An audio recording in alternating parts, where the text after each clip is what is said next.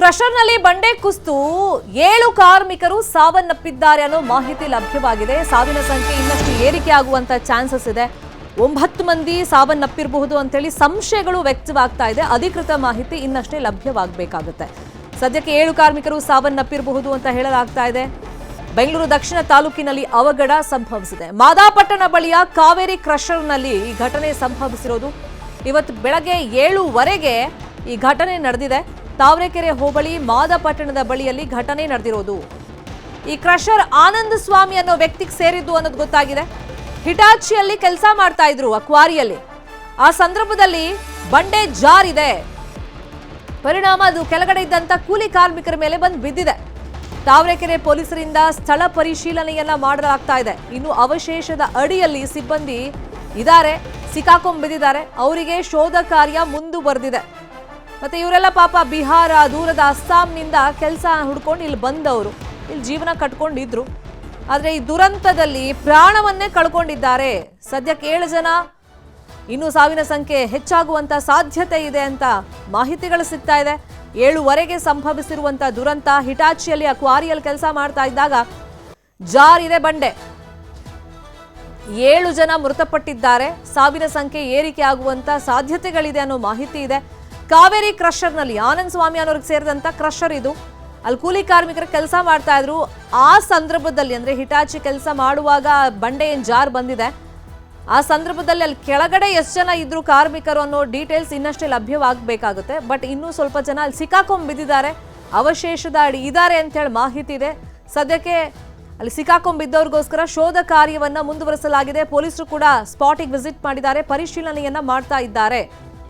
ತಾವರೆಕೆರೆ ಪೊಲೀಸರಿಂದ ಸ್ಥಳ ಪರಿಶೀಲನೆ ಆಗ್ತಾ ಇದೆ. ಕಾವೇರಿ ಕ್ರಷರ್ ದೃಶ್ಯಗಳಲ್ಲಿ ಗಮನಿಸ್ತಾ ಇದ್ದೀವಿ. ಇಲ್ಲೇ ಬೆಳಗ್ಗೆ 7:15ಗೆ ಸಂಭವಿಸಿರುವಂತಹ ದುರಂತ ಇದು. ಹಿಟಾಚಿಯಲ್ಲಿ ಕೆಲಸ ಮಾಡ್ತಾ ಇದ್ದಾಗ ಕೆಳಗಡೆ ಇದ್ದಂತ ಕಾರ್ಮಿಕರ ಮೇಲೆ ಬಂಡೆ ಜಾರಿ ಬಂದಿದೆ. ಪರಿಣಾಮ 7 ಕಾರ್ಮಿಕರು ಮೃತಪಟ್ಟಿದ್ದಾರೆ. ಇನ್ನು ಸಾಕಷ್ಟು ಜನ ಸಿಕ್ಕಾಕೊಂಡ್ಬಿದ್ದಾರೆ. ಮತ್ತೆ ಸಾವಿನ ಸಂಖ್ಯೆ ಮತ್ತಷ್ಟು ಏರಿಕೆ ಆಗುವಂತ ಸಾಧ್ಯತೆಗಳು ಇದೆ ಅನ್ನೋ ಮಾಹಿತಿ ಇದೆ.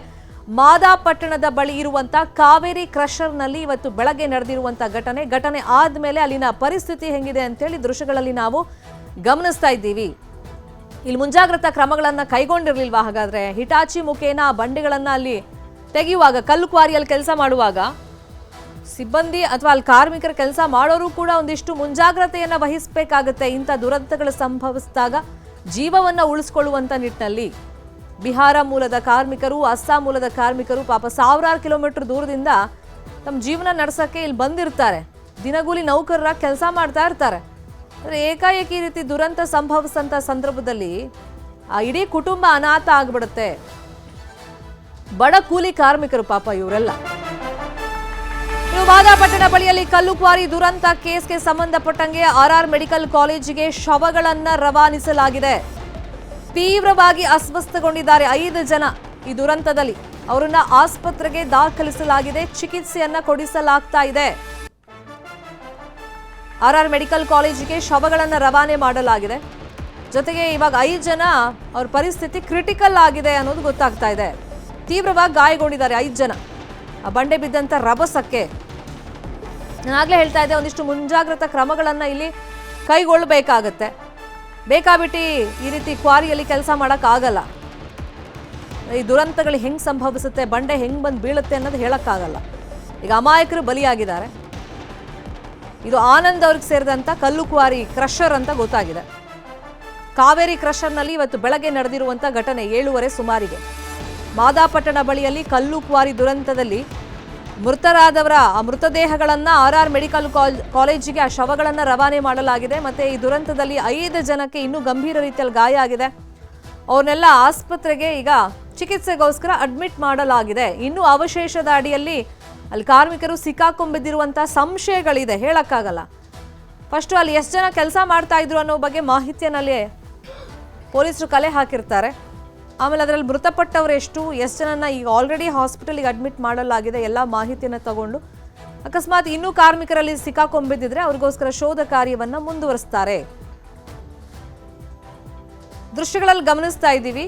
ಏಕಾಏಕಿ ದೊಡ್ಡ ಬಂಡೆ ಬಂದು ಅಲ್ಲಿ ಕೆಳಗಡೆ ಬಿದ್ದಿದ್ರಿಂದ ಈ ದುರಂತ ಸಂಭವಿಸಿದೆ. ಆ ಕಲ್ಲು ಕ್ವಾರಿಯಲ್ಲಿ ಹಿಟಾಚಿಯಲ್ಲಿ ಕೆಲಸ ಮಾಡ್ತಾ ಇದ್ದಾಗ ಏಕಾಏಕಿ ಬಂಡೆ ಕುಸಿತವಾಗಿದೆ, ಅದು ಸೀದಾ ಕೆಳಗಡೆ ಬಂದಿದೆ. ಅಲ್ಲಿ ಕೆಳಗಡೆ ಇದ್ದಂಥ ಕಾರ್ಮಿಕರ ಮೇಲೆ ಅದು ಬಿದ್ದಿದೆ.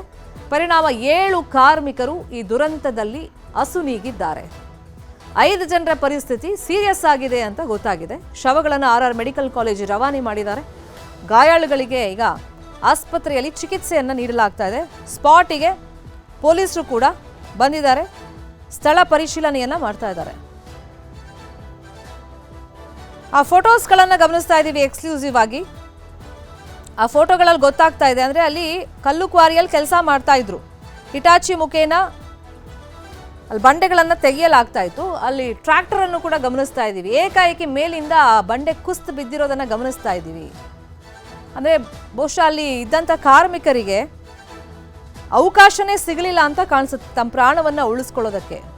ಫ್ರಾಕ್ಷನ್ ಆಫ್ ಸೆಕೆಂಡಲ್ಲಿ ಆ ದುರಂತ ನಡೆದಿರೋ ರೀತಿಯಲ್ಲಿ ಕಾಣಿಸ್ತಾ ಇದೆ. ಅಲ್ಲಿ ಬಂಡೆ ಜಾರಿರುವಂಥ ಆ ಪ್ರದೇಶವನ್ನು ಕೂಡ ಮಾರ್ಕ್ ಮಾಡಿ ತೋರಿಸ್ತಾ ಇದ್ದೀವಿ.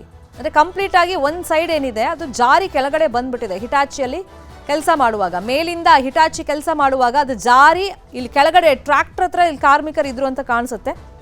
ಸೊ ಅಲ್ಲಿಗೆ ಜಾರಿ ಬಂದು ಅದು ಬಿದ್ದಿದೆ ಆ ಬಂಡೆಗಳು.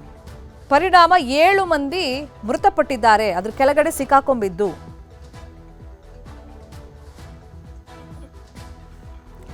ಇದೇ ವಿಷಯವಾಗಿ ಇನ್ನಷ್ಟು ಡೀಟೇಲ್ ಆಗಿ ಇನ್ಫಾರ್ಮೇಶನ್ ಕೊಡ್ತಾ ಹೋಗೋದಕ್ಕೆ ಫೋನ್ ಸಂಪರ್ಕದಲ್ಲಿ ಕನೆಕ್ಟ್ ಆಗಿದ್ದಾರೆ ನಮ್ಮ ರಿಪೋರ್ಟರ್ ಕಾರ್ತಿಕ್. ಈಗ ದೊಡ್ಡ ದುರಂತನೇ ಸಂಭವಿಸಿದೆ, ಎಕ್ಸಾಕ್ಟ್ ಆಗಿ ಅಲ್ಲಿ ಏನಾಯ್ತು, ಮತ್ತೆ ಆ ಘಟನೆ ನಡೆದಂತ ಸಂದರ್ಭದಲ್ಲಿ ಅಲ್ಲಿ ಎಷ್ಟು ಕಾರ್ಮಿಕರು ಕೆಲಸ ಮಾಡ್ತಾ ಇದ್ರು, ಅದ್ರ ಬಗ್ಗೆ ಏನ್ ಡೀಟೇಲ್ಸ್ ಸಿಗ್ತಾ ಇದೆ?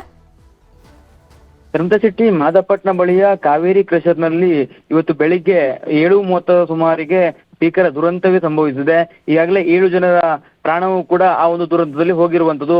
ಕಾರ್ಮಿಕರೇನು ಕುಳಿ ಕೆಲಸವನ್ನ ಮಾಡ್ತಿದ್ರು, ಅಂದ್ರೆ ಕ್ರಷರ್ನಲ್ಲಿ ಕೆಳಭಾಗದಲ್ಲಿ ಅವರು ಈ ಒಂದು ಕಲ್ಲನ್ನ ಪುಡಿ ಮಾಡುವಂತ ಕೆಲಸವನ್ನ ಮಾಡ್ತಾ ಇರ್ತಾರೆ. ಅಂತ ಒಂದು ಸಂದರ್ಭದಲ್ಲಿ ಕ್ರಷರ್ನ ಮೇಲ್ಭಾಗದಲ್ಲಿ ಹಿಟಾಚಿ ಕೆಲಸವೂ ಕೂಡ ನಡೀತಾ ಇತ್ತು. ಆ ಸಂದರ್ಭದಲ್ಲಿ ಹಿಟಾಚಿ ಕೆಲಸ ಮಾಡ್ತಿದ್ದಂತಹ ಸ್ಥಳದಿಂದ ಬಂಡೆ ಬಿದ್ದಂತಹ ಪರಿಣಾಮ ಕೆಳಭಾಗದಲ್ಲಿ ಕೆಲಸ ಮಾಡ್ತಿರ್ತಕ್ಕಂಥ ಕಾರ್ಮಿಕರು ಸಾವನ್ನಪ್ಪಿದ್ದಾರೆ. ಅವರಿಗೆ ಆ ಒಂದು ಘಟನೆಯಲ್ಲಿ 7 ಜನ ಕಾರ್ಮಿಕರು ಸಾವನ್ನಪ್ಪಿದ್ದಾರೆ. ಬಹುತೇಕ ಕಾರ್ಮಿಕರು ಅಸ್ಸಾಂ ಮತ್ತು ಬಿಹಾರದವರು ಅಂತ ಈಗಾಗಲೇ ಹೇಳಲಾಗ್ತಾ ಇದೆ.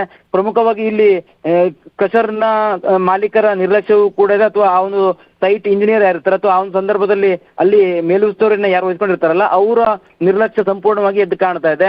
ಕೆಳಭಾಗದಲ್ಲಿ ಕಾರ್ಮಿಕರು ಕೆಲಸನ ಮಾಡ್ತಿರುವಂತ ಸಂದರ್ಭದಲ್ಲಿ ನೀವು ಕ್ರಷರ್ನ ಮೇಲ್ಭಾಗದಲ್ಲಿ ಬಂಡೆ ತೆರವು ಮಾಡುವಂಥದ್ದು ಅಥವಾ ಬಂಡೆಯನ್ನ ಪುಡಿ ಮಾಡುವಂತ ಕೆಲಸವನ್ನ ಹಿಟಾಚಿಯಿಂದ ಮಾಡ್ತಿರೋದು ಯಾಕೆ? ಆ ಸಂದರ್ಭದಲ್ಲಿ ಕಾರ್ಮಿಕರಿಗೆ ಏನಾದ್ರು ಅಂದ್ರೆ ಅಲ್ಲಿ ಸಮಸ್ಯೆ ಆಗ್ಬಹುದು ಅಥವಾ ಬಂಡೆ ಹೋಗಿ ಕಾರ್ಮಿಕರ ಮೇಲೆ ಬೀಳ್ಬಹುದು ಅನ್ನುವಂತ ಸಾಮಾನ್ಯ ಜ್ಞಾನವೂ ಕೂಡ ಅವರಿಗೆ ಬಂದಿರಲಿಲ್ವಾ ಅನ್ನುವಂತ ರೀತಿಯಲ್ಲಿ ಈಗ ಪ್ರಶ್ನೆಗಳು ಉದ್ಭವ ಆಗ್ತದೆ. ಜೊತೆಗೆ ಇದು ಸಂಪೂರ್ಣವಾಗಿ ನಿರ್ಲಕ್ಷ್ಯ ಅಂತಲೇ ಹೇಳ್ಬಹುದು. ಯಾಕೆಂದ್ರೆ ಕೆಳಭಾಗದಲ್ಲಿ ಸಾಕಷ್ಟು ಸಂಖ್ಯೆಯಲ್ಲಿ ಕ್ರಷರ್ನ ಕೆಳಭಾಗದಲ್ಲಿ ಈ ಒಂದು ಬಂಡೆಯನ್ನ ಪುಡಿ ಮಾಡುವಂತ, ಅಂದ್ರೆ ಅವರು ಕೈಯಿಂದಲೇ ಕೆಲಸವನ್ನ ಮಾಡ್ತಾರೆ. ಅದಕ್ಕೆ ಸಂಬಂಧಪಟ್ಟಂತ ಒಂದಿಷ್ಟು ಆಯುಧನ ಬಳಸ್ಕೊಂಡು ಆ ಒಂದು ಕೆಲಸ ಮಾಡಿರ್ತಕ್ಕಂಥ ಕಾರ್ಮಿಕರು ಇದ್ದಂತ ಸಂದರ್ಭದಲ್ಲಿ ನೀವು ಮೇಲ್ಭಾಗದಲ್ಲಿ ಹಿಟಾಚಿಯ ಕೆಲಸವನ್ನ ಯಾಕೆ ಮಾಡ್ತಾ ಇದ್ರಿ?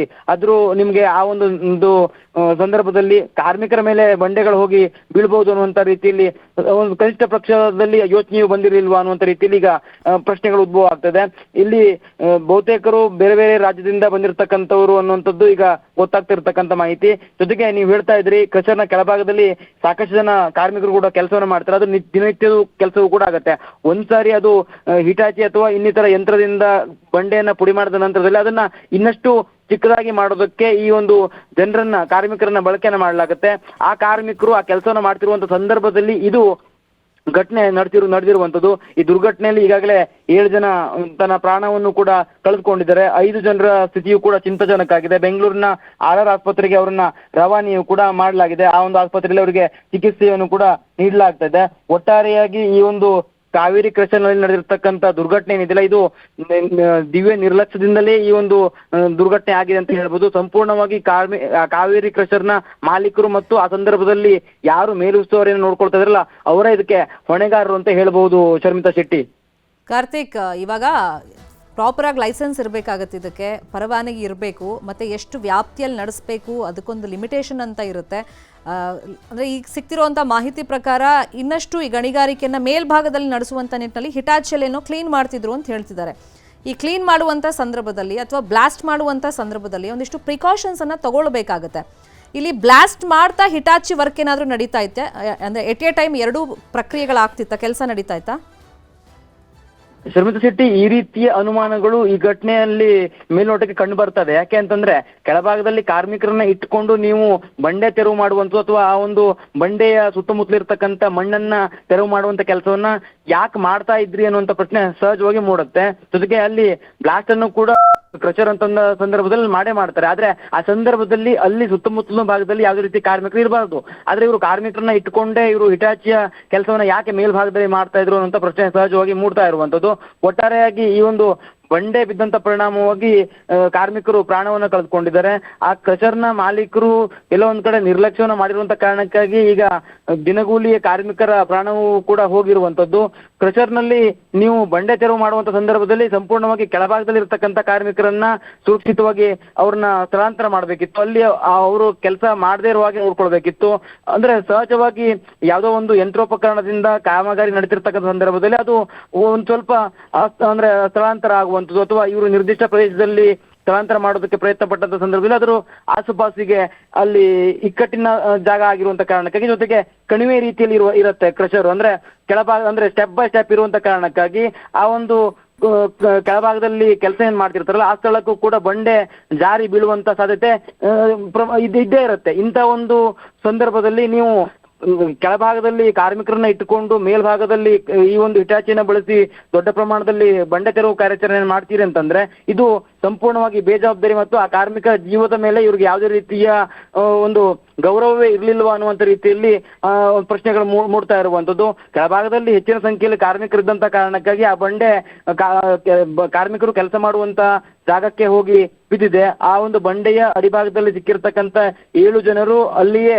ಸಾವನ್ನಪ್ಪಿದ್ದಾರೆ. ಹಾಗೆ 5 ಗಾಯವೂ ಕೂಡ ಆಗಿದೆ. ಅಂದ್ರೆ ಕೇವಲ ಒಂದು ಬಂಡೆ ಬಿದ್ದಿರುವಂತದಲ್ಲ, ಅಂದ್ರೆ ಒಂದಾದ್ಮೇಲೆ ಒಂದು ಬಂಡೆ ಜಾರಿ ಬಿದ್ದಿರುವಂತ ಪರಿಣಾಮ ಈ ಒಂದು ದುರ್ಘಟನೆ ಸಂಭವಿಸಿರುವಂತದ್ದು. ಶರ್ಮಿತಾ ಶೆಟ್ಟಿ, ಇವ್ರ ಪಾಪ ಬಿಹಾರ ಅಸ್ಸಾಂನಿಂದ ಸಾವಿರಾರು ಕಿಲೋಮೀಟರ್ ದೂರದಿಂದ ತಮ್ಮ ಜೀವನಕ್ಕೋಸ್ಕರ ಬಂದಿದ್ರು ಪಾಪ ಬದುಕನ್ನ ಕಟ್ಕೊಳ್ಳೋದಕ್ಕೆ. ಸುಮಾರು ಎಷ್ಟು ದಿನಗಳಿಂದ ಈ ಕ್ವಾರಿಯಲ್ಲಿ ಕೆಲಸ ಮಾಡ್ತಾ ಇದ್ರು ಅಂತ ಏನಾದ್ರು ಮಾಹಿತಿ ಕಾರ್ತಿಕ್? ಶರ್ಮಿತಾ ಶೆಟ್ಟಿ, ಇನ್ನಷ್ಟೇ ಈ ಬಗ್ಗೆ ಮಾಹಿತಿ ಬರಬೇಕಾಗಿದೆ. ಕ್ರಷರ್ ತುಂಬಾ ಹಳೇದು ಅಂತ ಹೇಳಲಾಗ್ತದೆ. ಜೊತೆಗೆ ಈ ಒಂದು ಕ್ರಷರ್ನಲ್ಲಿ ದಿನನಿತ್ಯವೂ ಈ ರೀತಿಯ ಕೆಲಸಗಳು ನಡೀತಾನೆ ಇತ್ತು. ಅಂದ್ರೆ ಬೆಳಗಿನ ಜಾವದಿಂದ ಅವರು ಕಾರ್ಮಿಕರು ಯಥಾಸ್ಥಿತಿಯಾಗಿ ಅವರು ಕೆಲಸವನ್ನ ಮಾಡೋದಕ್ಕೆ ಆಗಮಿಸಿದ್ರು. ಬೆಳಗ್ಗೆ 7:30ಕ್ಕೆ ಈ ಒಂದು ಘಟನೆ ನಡೆದಿದೆ. ಬಹುತೇಕವಾಗಿ ಈ ರೀತಿಯ ಕ್ರಷರ್ಗಳಲ್ಲಿ ಹೊರ ರಾಜ್ಯದ ಕಾರ್ಮಿಕರೇ ಅಂದ್ರೆ ಕೆಲಸವನ್ನ ಮಾಡ್ತಾರೆ. ಅದು ಅಸ್ಸಾಂ ಮತ್ತು ಬಿಹಾರ್ ಭಾಗದ ಹೆಚ್ಚಿನ ಕಾರ್ಮಿಕರನ್ನ ಈ ಒಂದು ಕ್ರಷರ್ ಹೊಂದಿತ್ತು ಅಂತಲೂ ಹೇಳಲಾಗ್ತದೆ. ಸಾವನ್ನಪ್ಪಿರುವಂತವರಲ್ಲಿ ಬಹುತೇಕರು ಅಸ್ಸಾಂ ಮತ್ತು ಬಿಹಾರದವರೇ ಅಂತ ಈಗ ಇರ್ತಕ್ಕಂಥ ಮಾಹಿತಿಯು ಕೂಡ ಲಭ್ಯ ಆಗಿದೆ. ದಿನಗೂಲಿಗಾಗಿ ಅವರು ಹೊಟ್ಟೆಪಾಡಿಗಾಗಿ ಬಂದಿರ್ತಾರೆ. ಆದ್ರೆ ಈ ರೀತಿಯ ಕ್ರಷರ್ನ ಮಾಲೀಕರು ಅಂತ ಅನ್ಸ್ಕೊಂಡಿರ್ತಕ್ಕಂಥವ್ರು ನಿರ್ಲಕ್ಷ್ಯವನ್ನ ತೋರಿರುವಂತ ಕಾರಣಕ್ಕಾಗಿಯೇ ಈ ಘಟನೆ ಸಂಭವಿಸಿದೆ. ನಡಿಬಾರ್ದ ಇರುವಂತ ಘಟನೆ ನಡೆದು ಹೋಗಿದೆ. ಈಗಾಗಲೇ 7 ಜನರ ಪ್ರಾಣವೂ ಕೂಡ ಹೋಗಿರುವಂತದ್ದು. ಜೊತೆಗೆ ಇದಕ್ಕೆ ಸಂಬಂಧಪಟ್ಟಂತೆ ಆ ಒಂದು ಸ್ಥಳದಲ್ಲಿ ಪೊಲೀಸರು ಕೂಡ ತನಿಖೆಯನ್ನ ಮಾಡ್ತಿದ್ದಾರೆ. ಯಾರ ನಿರ್ಲಕ್ಷ್ಯ ಅನ್ನುವಂತ ರೀತಿಯಲ್ಲಿ ತಾವರೆಕೆರೆ ಪೊಲೀಸರು ಅಲ್ಲಿ ಪತ್ತೆ ಹಚ್ಚುವಂತ ಕೆಲಸವನ್ನು ಕೂಡ ಮಾಡ್ತಾರೆ. ಸಂಬಂಧಪಟ್ಟಂತ ಇಲಾಖೆಯ ಅಧಿಕಾರಿಗಳು ಕೂಡ ಇನ್ನೇನು ಬರ್ಲಿಕ್ಕಿದ್ದಾರೆ. ಯಾಕೆ ಅಂತಂದ್ರೆ ಇದು ಭೂ ಮತ್ತು ಗಣಿ ವಿಜ್ಞಾನ ಇಲಾಖೆಗೂ ಕೂಡ ಸಂಬಂಧಪಡುತ್ತೆ. ಗಣಿಗಾರಿಕೆ ಆಗಿರುವಂತ ಕಾಲಕಾಲಕ್ಕೆ ಗಣಿ ಮತ್ತು ಭೂ ವಿಜ್ಞಾನ ಇಲಾಖೆ ಅಧಿಕಾರಿಗಳು ಪೊಲೀಸರು ಜಂಟಿ ಕಾರ್ಯಾಚರಣೆಯನ್ನ ಇಲ್ಲಿ ನಡೆಸ್ತಿರ್ಬೇಕು, ಪ್ರಾಪರ್ ಆಗಿ ಚೆಕ್ ಮಾಡ್ತಿರ್ಬೇಕು ಅಂತ ರೂಲ್ಸೇ ಹೇಳುತ್ತೆ ಕಾರ್ತಿಕ್. ಇನ್ನೊಂದ್ ಕಡೆ ಈಗ ಲೈಸೆನ್ಸ್ ಇದ್ರೂ ಕೂಡ ಪರವಾನಗಿ ಪಡ್ಕೊಂಡ್ರು ಕೂಡ ಅಕ್ರಮವಾಗಿ ಒಂದಿಷ್ಟು ಚಟುವಟಿಕೆಗಳು ಪ್ರತಿ ಕ್ರಷರ್ನಲ್ಲೂ ಕಲ್ಲು ಕ್ವಾರಿಯಲ್ಲೂ ನಡೆಯುತ್ತೆ ಅಂತೇಳಿ ಹಿಂದಿನಿಂದಲೂ ಸಾಕಷ್ಟು ಆರೋಪಗಳನ್ನ ನಾವು ನೋಡಿದ್ದೀವಿ. ಎಷ್ಟೋ ಜನ ಆರೋಪಗಳನ್ನು ಮಾಡಿದ್ದನ್ನ ಕೇಳಿದ್ದೀವಿ. ಅಂದ್ರೆ ಕಾಲಕಾಲಕ್ಕೆ ಇಲ್ಲಿ ಸರಿಯಾಗಿ ಅಧಿಕಾರಿಗಳು ಹೋಗಿ ಸಂಬಂಧಪಟ್ಟ ಡಿಪಾರ್ಟ್ಮೆಂಟ್ ಅವರು ಹೋಗಿ ಅಲ್ಲಿ ಚೆಕ್ ಮಾಡದೇ ಇರೋದೇ ಇಂಥ ದುರಂತಗಳಿಗೆ ಕಾರಣ ಅಂತ ಹೇಳ್ಬೋದಾ? ಶರ್ಮಿತಾ ಶೆಟ್ಟಿ, ಇದನ್ನು ಕೂಡ ನಾವು ಕೂಡ ಅದನ್ನ ಹೇಳ್ಬಹುದು. ಯಾಕಂತಂದ್ರೆ ದಿನನಿತ್ಯ ಒಂದು ಕ್ರಷರ್ಗೆ ಅಥವಾ ಒಂದು ಕಾಲಕ್ಕೆ ಬಂದು ಇನ್ಸ್ಪೆಕ್ಷನ್ ಅನ್ನ ಮಾಡಿದಂತ ಸಂದರ್ಭದಲ್ಲಿ ಒಂದಿಷ್ಟು ನಿಯಮಾವಳಿಗಳನ್ನ ಪಾಲನೆ ಮಾಡ್ತಾರೆ. ಆ ಒಂದು ನಿಯಮಾವಳಿಗಳನ್ನ ಪಾಲನೆ ಮಾಡದಿರುವಂತ ಕಾರಣಕ್ಕಾಗಿ ಈ ದುರ್ಘಟನೆ ನಡೆದಿದೆ.